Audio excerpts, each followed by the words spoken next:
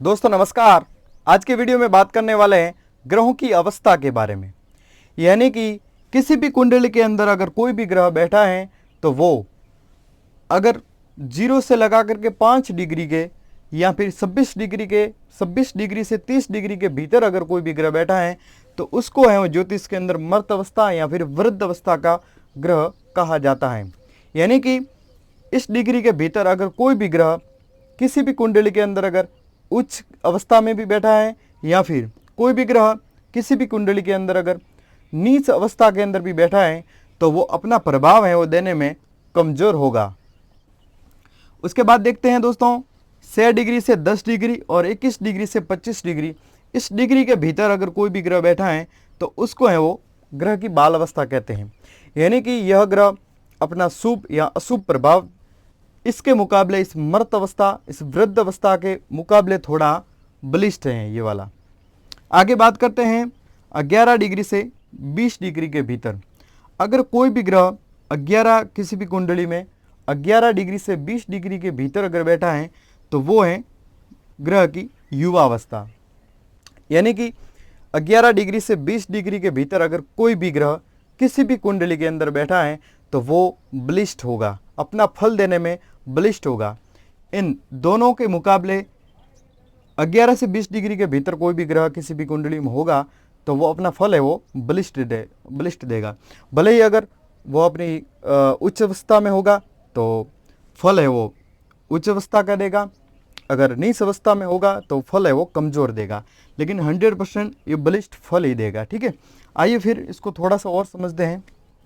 जैसे कि दोस्तों ये हमारा शनि है और यहाँ पर हम देखेंगे तुला लगन है और तुला राशि के अंदर हमारे शनि देव बैठे हैं।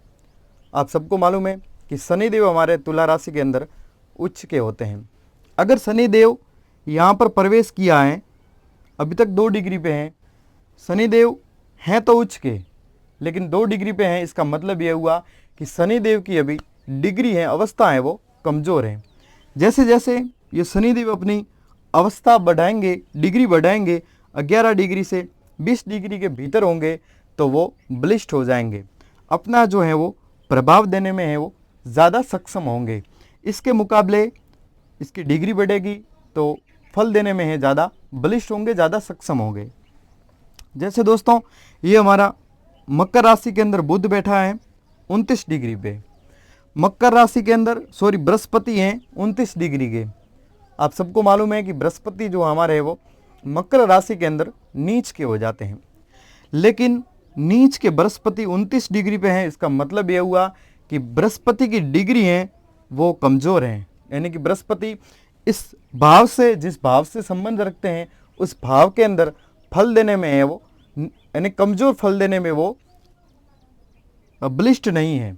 अगर इसी बृहस्पति की डिग्री अगर थोड़ी कम होती 10 से 20 डिग्री के यानी कि युवा अवस्था में होते तो ये बृहस्पति हैं जो अपना नीच प्रभाव यानी कि अशुभ फल देने में ज़्यादा बलिष्ठ होते हैं।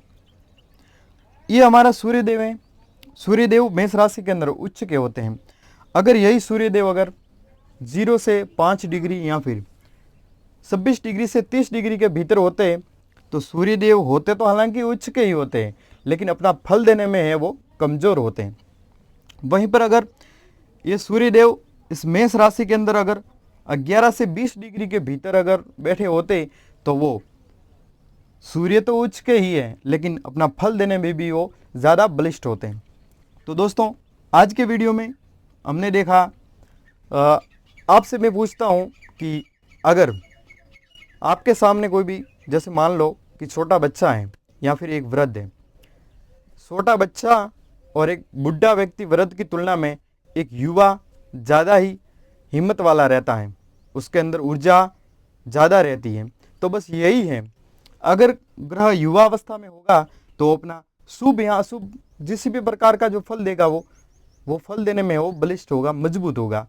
आज की वीडियो में दोस्तों हमने ग्रह की अवस्था के बारे में देखा कि ग्रहों की अवस्था बाल अवस्था, अमृत अवस्था, युवा अवस्था क्या होती हैं। फिर मिलते हैं एक नए टॉपिक के साथ। आपसे निवेदन है कि आप ज्योतिष के अंदर रुचि रखते हैं और अगर आप ज्योतिष सीखना चाहते हैं तो इस चैनल को आप सब्सक्राइब कर दो।